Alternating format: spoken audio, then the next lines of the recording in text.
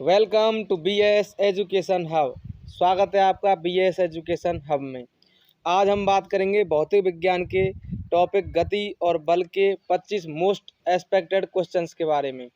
यदि आपने अभी तक हमारा चैनल सब्सक्राइब नहीं किया है तो सब्सक्राइब कर दीजिए और चलते हैं वीडियो की तरफ।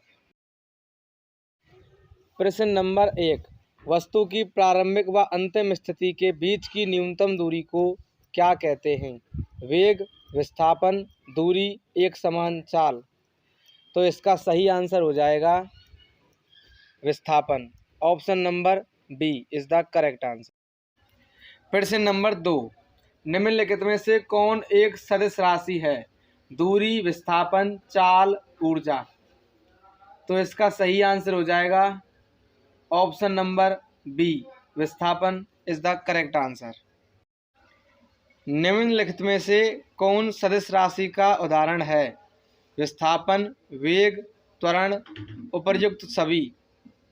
विस्थापन, वेग, त्वरण तीनों सदिश राशियां हैं, अतः इसका आंसर हो जाएगा ऑप्शन नंबर डी, उपर्युक्त सभी। प्रश्न नंबर 4, वेग का एसआई मात्रक क्या है? मीटर सेकंड, मीटर प्रति सेकंड, सेकंड प्रति मीटर, मीटर। तो इसका सही आंसर हो जाएगा ऑप्शन नंबर बी, मीटर प्रति सेकंड। प्रश्न नंबर 5, यदि वस्तु के वेग का परिमाण समय के साथ साथ बढ़ रहा है तो वस्तु का त्वरण होगा धनात्मक, ऋणात्मक, शून्य, इनमें से कोई नहीं। तो इसका सही आंसर हो जाएगा ऑप्शन नंबर ए, धनात्मक। अगला प्रश्न है, वेग परिवर्तन की दर को क्या कहते हैं? बल, कार्य, विस्थापन, त्वरण। तो इसका सही आंसर है ऑप्शन नंबर डी, त्वरण। प्रश्न नंबर 7, यदि त्वरण वेग की दिशा में हो तो उसे लिया जाता है धनात्मक, ऋणात्मक, शून्य या इकाई। तो इसका सही आंसर हो जाएगा ऑप्शन नंबर ए, धनात्मक। और जब वेग विपरीत दिशा में यानी त्वरण वेग के विपरीत दिशा में हो तो उसे ऋणात्मक त्वरण लेते हैं। प्रश्न नंबर 8, स्पीडोमीटर क्या मापता है? गति, दूरी, घनत्व, दाब। तो स्पीडोमीटर से हम गति को मापते हैं। इसका सही आंसर है ऑप्शन नंबर ए। प्रश्न नंबर 9, निम्नलिखित में से कौन एक गति का सही समीकरण है? तो इसका सही आंसर है ऑप्शन नंबर ए। प्रश्न नंबर 10 है, गति का समीकरण लागू होता है केवल नियत त्वरण के लिए, केवल असमान त्वरण के लिए, नियत और असमान दोनों त्वरणों के लिए, इनमें से सभी। तो इसका सही आंसर है ऑप्शन नंबर ए, केवल नियत त्वरण के लिए। प्रश्न नंबर 11, गति का कौन सा समीकरण विस्थापन और समय में संबंध बताता है? पहला समीकरण, दूसरा समीकरण, तीसरा समीकरण, चौथा समीकरण। तो इसका सही आंसर हो जाएगा ऑप्शन नंबर बी, दूसरा समीकरण। किसी आयताकार पथ पर चक्कर लगाने में गति की दिशा कितनी बार बदलती है?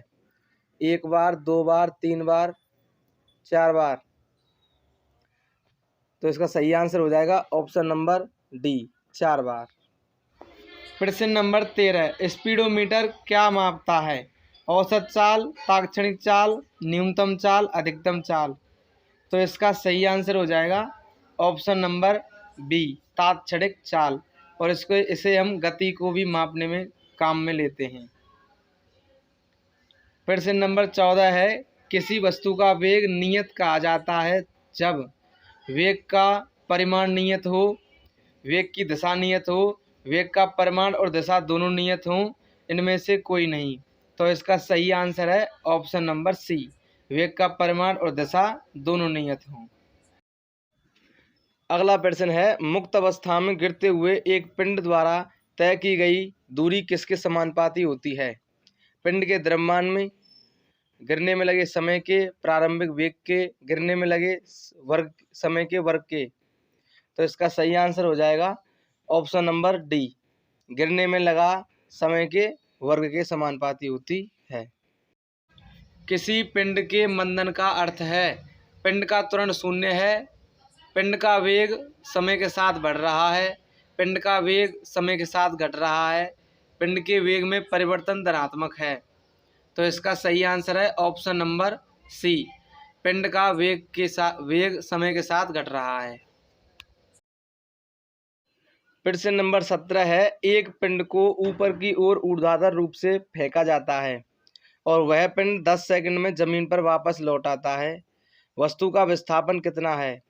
80 मीटर, 10 मीटर, 90 मीटर या 0?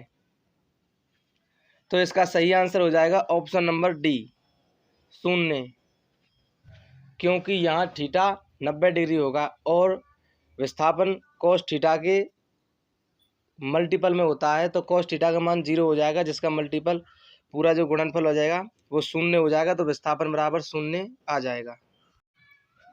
प्रश्न नंबर 18 है, जब कोई पिंड मुक्त पतन से नीचे गिरता है, यानी वो स्वतंत्र रूप से कोई वस्तु जब नीचे गिरती है तो उसका वेग समान रूप से बढ़ता रहता है, उसका त्वरण नियत नहीं होता, वेग की दिशा त्वरण उत्पन्न करता है, इसका त्वरण 0 होता है।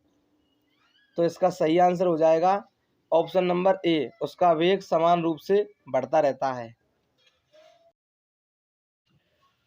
कोणीय विस्थापन का एसआई मात्रक क्या है? मीटर, रेडियन, मीटर प्रति सेकंड, रेडियन प्रति सेकंड।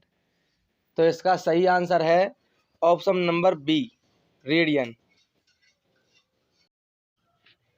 प्रश्न नंबर 20, न्यूटन के गति के पहले नियम से हमें पता चलता है बल की परिभाषा, बल का परिमाण, बल का गुण, इनमें से सभी। तो इसका सही आंसर है ऑप्शन नंबर ए, बल की परिभाषा।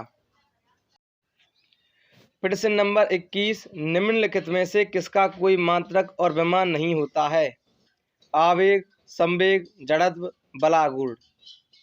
तो इसका सही आंसर है ऑप्शन नंबर सी, जड़त्व। बाकी तीनों राशियां हैं, भौतिक राशियां, और सी जो जड़त्व है वो एक वस्तु का गुण है। स्थिर अवस्था में किसी वस्तु का होना जड़त्व को प्रदर्शित करता है। प्रश्न नंबर 22, भौतिक राशि संवेग को सबसे पहले किस वैज्ञानिक ने प्रस्तुत किया? Galileo, Newton, pascal, Archimedes. तो इसका सही आंसर है ऑप्शन नंबर बी, न्यूटन ने सबसे पहले संवेग को प्रस्तुत किया था। निम्नलिखित में से कौन संवेग के संबंध में असत्य है? यह द्रव्यमान और वेग का गुणनफल है, यह एक अदिश राशि है, इसका एसआई मात्रक किलोग्राम मीटर प्रति सेकंड है, इनमें से सभी। तो इसका सही आंसर है ऑप्शन नंबर बी, यह एक अदिश राशि है, क्योंकि संवेग सदिश राशि है, तो यह कथन असत्य है। जब किसी तंत्र सिस्टम पर कोई बाह्य असंतुलित बल कार्य नहीं करता है तब निकाय का कुल संवेग नियत होता है। इस कथन को क्या कहते हैं? ऊर्जा संरक्षण का नियम, संवेग संरक्षण का नियम, यांत्रिक ऊर्जा संरक्षण का नियम, जड़त्व का नियम। तो इसका सही आंसर हो जाएगा ऑप्शन नंबर बी, संवेग संरक्षण का नियम। प्रश्न नंबर 25 आपके लिए होमवर्क की तरह है, आप इसका जवाब कमेंट करके ज़रूर बताएं।